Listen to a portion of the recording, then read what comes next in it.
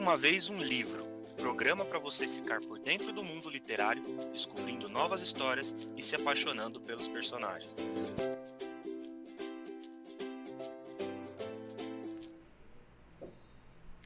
Bom dia, pessoal! Eu sou a Di Charberly e você está ouvindo o melhor podcast de resenhas literárias, o Era Uma Vez um Livro.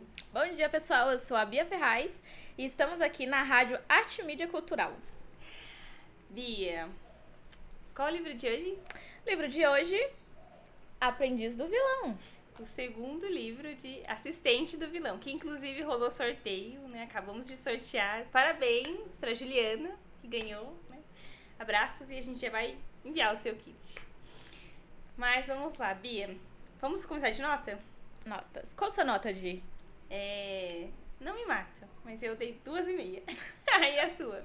Eu fui um pouquinho mais generosa que você. Eu dei 3 estrelas. Mas confesso que você me influenciou nessa nota. Porque quando eu terminei o livro, eu tinha dado 4 estrelas. No dia seguinte você terminou e aí você começou a mandar um monte de pontos do livro assim. E eu parei, e aí eu pensei, falei, caramba, ela tá certa. Aí eu fui lá e mudei minha nota, coloquei 3. Caramba, você mudou no Scooby? No Scooby, coloquei 3 estrelas. Realmente não seria justo com o primeiro livro. Então, no primeiro livro eu dei 4 estrelas e você 4,5, né? Uhum. Então, assim, eu acho que esse livro ficou muito abaixo do primeiro. Eu acho que ele prometeu muito e não entregou. Então, pra mim, não era justo. E assim, eu já sou mais crítica com fantasia, né? Eu já sou mais chatinha com fantasia. E aí, como você gosta, né? Você devia estar um pouco mais apaixonada. Então, pelo livro, né? Qual foi o seu ponto principal, assim, que te influenciou a dar 2,5? Que pra você não casou, assim, na leitura? Eu acho que a evolução dos personagens ficou muito a desejar. Eu acho que eles não foram bem trabalhados. Que nem, tinha um monte de personagem que eu acho que eles não foram bem desenvolvidos, né? Tinha a visão de alguns personagens e eu não acho que acrescentou no livro. Tipo, teve a visão da Beck. Não acho que acrescentou, não acho que fez diferença. Então, assim, é um livro longo, ele é maior do que o primeiro. E eu acho que conta menos do que o primeiro. Outro ponto foi a Ivy. Eu achei que não é personagem, né? Mas, assim, a personalidade dela de apaixonada pelo vilão e chegou até certo ponto de ficar se rastejando pra ele, pra mim é uma coisa que não vingou, sabe? Então, e pra você? Além dos meus comentários, o que te fez tirar de 4 para 3? Eu acho que esse livro não precisava, assim, necessariamente existir. Eu acho que daria pra fazer uma duologia bem feita, que ia ter uma boa aceitação do público. Eu acho que na intenção de criar uma trilogia, talvez de vender um pouco mais, não sei, a autora acabou colocando um livro meio sem pé nem cabeça, que não tinha muita necessidade na história, e que não trabalhou absolutamente nada do primeiro livro. Ficou tudo em aberto do primeiro livro, só aconteceu outras coisas assim. Então eu acho que uma duologia bem feita teria resolvido todo o problema e todo mundo sairia feliz. Eu acho também. Um ponto que me incomodou muito, né? Uma coisa que a gente conversou. No primeiro livro, a distância entre os lugares parecia gigante. Tipo, 1,5 dia pra chegar em tal lugar. E aí, essa informação ela foi perdida, porque eles queriam ir pra algum lugar, né? Pra esse lugar que, teoricamente, era distante. E eles chegavam muito rápido, mesmo com o dragão. Então, pra mim, não ficou bem explicado, assim. Ou a autora esqueceu desses pontos... Ou, tipo, o dragão, ele primeiro que ele nem sabia voar, né? Aí depois ele já voa carregando um monte de pessoas. Então, né, pra mim, ficaram pontinhos que não foram bem explicados. Eu acho que a autora se alongou muito ali a relação entre o vilão e a Ivy, que, tipo, era sempre o mesmo do mesmo, tipo...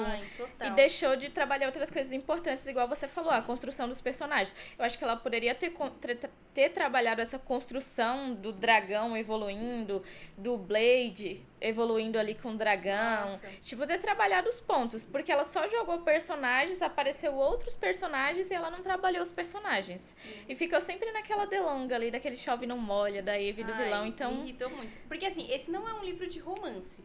Então, assim, ela quis colocar um romance e aí deu muita atenção e a magia que é bom nada. Então, assim, eu que não sou fã de magia, essas coisas, né, de livro de fantasia, eu achei que ficou bem pouco. Então, assim, eu acho que poderia ter trabalhado mais a questão da magia da Eve também, né? Na questão da faca lá, tal, explicado um pouco mais. Ou ter mostrado ela se aprofundando mais nessa habilidade, né? O vilão também, com a questão da magia dele, né? O próprio Blade com o dragão. Então, assim, pra mim é um monte de informação que ela não soube trabalhar, né? Um monte de informação que ficou com ponta solta. E aí não sei, tem o Reinaldo, né? O sapinho, que é um fofo, que eu acho que ele também merecia mais destaque. Inclusive tem um ponto dele, né? Que o vilão solta mais lá pro final. Pra mim, tipo, é uma coisa que parece que a autora só jogou essa informação. Ela não apareceu no primeiro livro, né?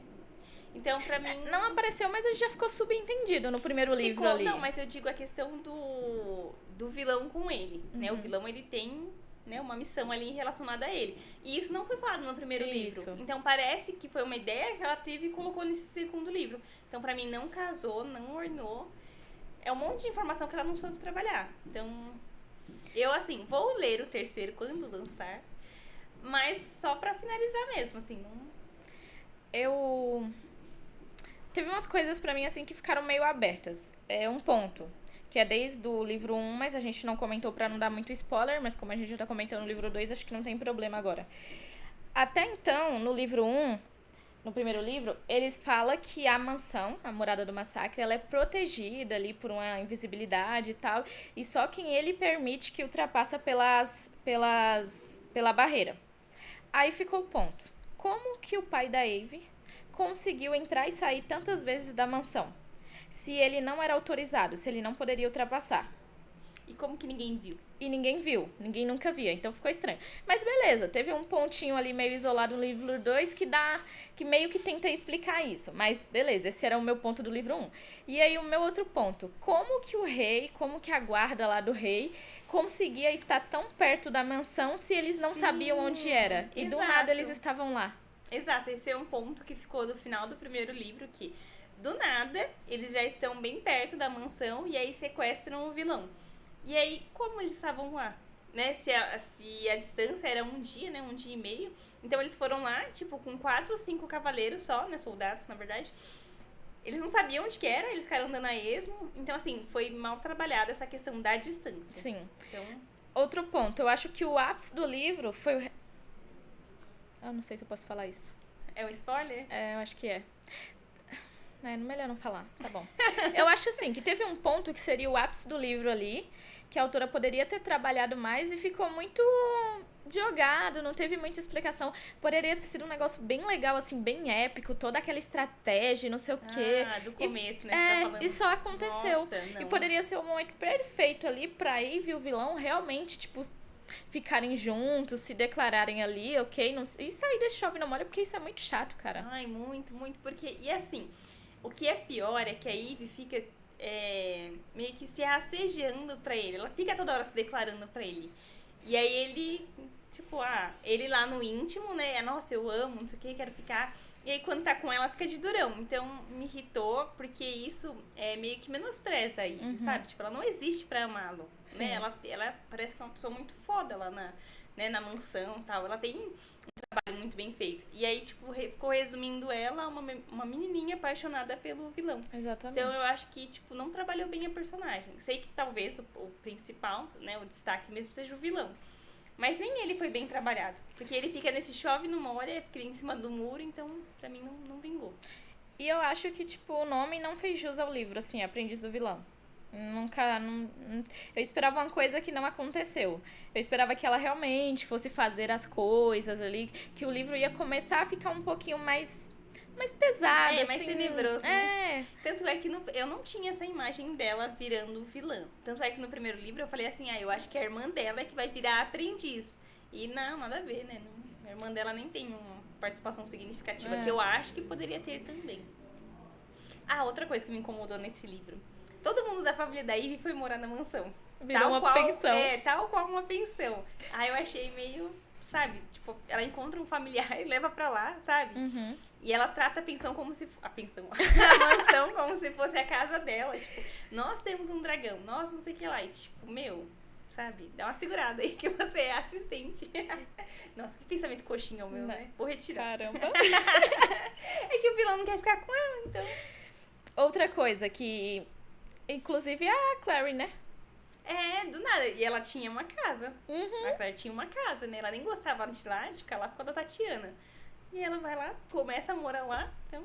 Tipo, só mudei. E ajuda nas contas, né? Quem que ajuda? Então, outra coisa, assim, é o... Eu falei, no final do livro 1, que eu já desconfiava, né?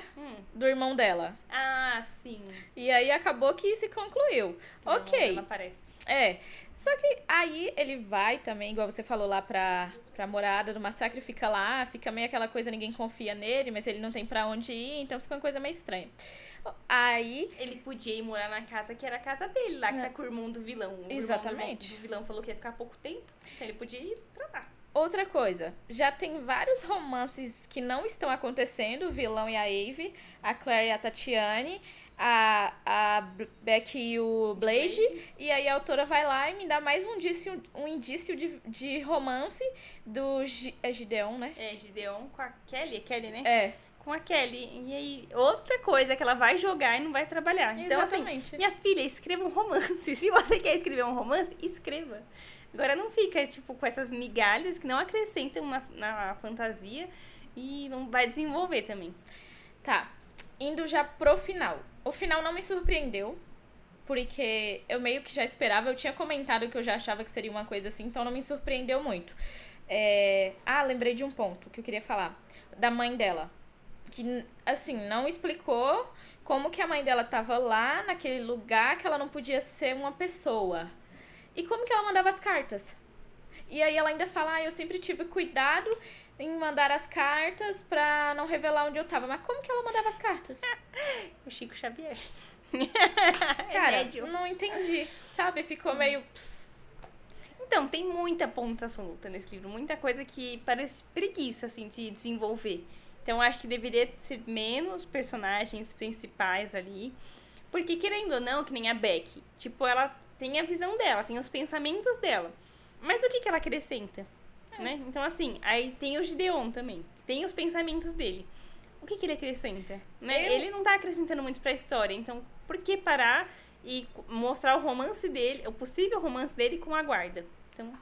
Eu acho que no próximo livro, talvez, eu espero que eu esteja certa, trabalhe um pouquinho mais da Becky. Ela tem um pouquinho mais de cena, porque teve uma contextualização ali, meio que mostrou que ela é a descendente lá, que vai herdar que herdou toda a magia da família e tal. Então, eu acredito que ela tem um potencial ali, vá fazer alguma coisa de importante no terceiro livro, né? Porque se também não fizer, não tem por que a autora ter mostrado a história dela. Então, não sei, vamos esperar pra ver.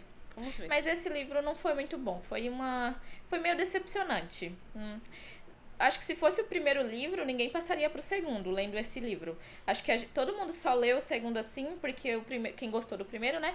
Gostou do primeiro, foi legal, e leu o segundo. E vai ler o terceiro, que possivelmente o último, porque vai querer saber o fim da história. Mas era um segundo que poderia simplesmente passar despercebido. Ou ele poderia ter sido escrito só a metade do livro e aí pegado esse terceiro e colocado como final. Ter feito só 2 mesmo, né? Tipo, pegado todas essas informações resumido, né? Já que elas não são tão relevantes e pronto. Exatamente. Ai, então... Fica a nossa resenha meio tristinha hoje. Porque tem livro que a gente fica muito empolgada, né? Mas esse eu acho que... Como também não é um livro que acontece muita coisa, se a gente contar todos os pontos, a galera, né, vai desistir de ler ou de continuar a leitura. Então... Lembrando que esse é o nosso ponto de vista, a gente não gostou muito, o que não quer dizer que outras pessoas não vão gostar, né? Porque a gente sempre espera um pouquinho mais de ação. Eu mesmo sempre espero uma coisa assim, meio mirabolante, alguma coisa assim. Então, não teve muita coisa. Foi um livro bem paradinho, que realmente não tem grandes acontecimentos. E as partes que tem o romance, eu acho que ficou muito a desejar, né? Esse livro eu até coloquei no Scoop, que ele beira um romance adolescente. Aquela coisa de, tipo, o menino tem 14 anos e finge não gostar de menininhas, não sei o quê, sabe? Pra ser um machão, né? Que pra mim é tão contraditório. E a menininha apaixonada pelo ídolo, que fica correndo atrás, se humilhando, sendo que ela é tão boa quanto. Então, pra mim não... E é assim, uma coisa que me incomoda ainda. Essa questão da Ivy parecer sempre uma adolescente, assim, tipo, o jeito que ela fala, o jeito que falam dela, assim, sabe? Então, pra mim, não é muito legal. Eu gostaria que ela fosse, nesse segundo livro, depois de tudo que ela passou, eu acho que seria melhor que ela fosse um pouco mais madura, isso, né? mais Que ela tivesse desenvolvida. crescido um pouco mais na história, mas a personagem em si não teve um crescimento na história. Ela continua a mesma personagem do livro 1. Ela poderia ter, tipo, permanecido com a essência dela. Mas, como que fala? Amadurecido. Sim. Que nem a Tatiana. Eu acho que ela é uma personagem também muito assim, tipo, andadora de rosa, não sei o quê. Só que ela é muito madura. Sim. Então, ela tem o jeitinho infantil dela, mas ela não passa essa coisa de criança irresponsável. Exatamente. Mas fica aí a dica, né? Quem quiser ler. E também, se você discorda, não tem problema. Pode comentar aqui com a gente. Diz o seu ponto. Às vezes a gente não olhou por uma visão, né? Exatamente. Porque você também já conseguiu mudar a minha visão sobre um livro. Sim. Então, tipo, e você mudou a minha agora sobre outro. Então, acho que é isso que faz sentido, né? Ouvir outras opiniões. Isso, então... o legal é isso. Esse debate, você coloca os seus pontos, a outra pessoa coloca os seus pontos, e é isso. O legal de ler é isso. Mais assim, porque eu sou muito chata com o português, né? O português desse livro também é muito bom. Então eu não vou reclamar. Né? Ele é uma leitura fácil e fluida, mas não é empolgante. Então, por isso que eu até demorei um pouquinho mais pra terminar ele, entendeu? Mas é isso. Então... É isso, pessoal. Esse foi o Era Uma Vez um Livro de hoje. Com a sequência de Assistente do Vilão. Aprendiz do Vilão. Vão lá nas nossas redes sociais. A gente está no Spotify, no YouTube, TikTok, Instagram. Deixa o seu like pra ajudar a gente, né? Segue a gente também. E é isso. E diz aí o que você quer que a gente comente também, né? Até a próxima. Até a próxima, pessoal.